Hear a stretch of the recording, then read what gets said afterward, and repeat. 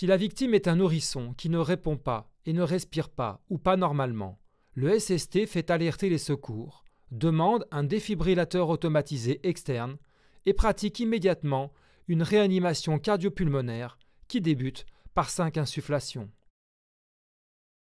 Pour cela, le SST maintient la tête du nourrisson en position neutre, menton élevé.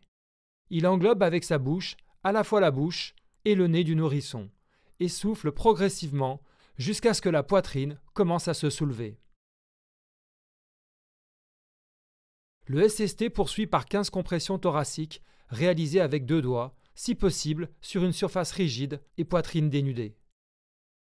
Pour cela, le SST localise le bas du sternum du nourrisson, place la pulpe de 2 doigts d'une main dans l'axe du sternum, une largeur de doigt au-dessus d'un repère constitué par le bas du sternum, à la jonction des dernières côtes.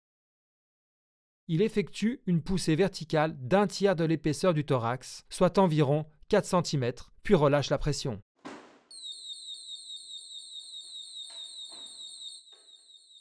Il laisse le thorax reprendre sa forme initiale entre chaque compression, sans décoller les doigts.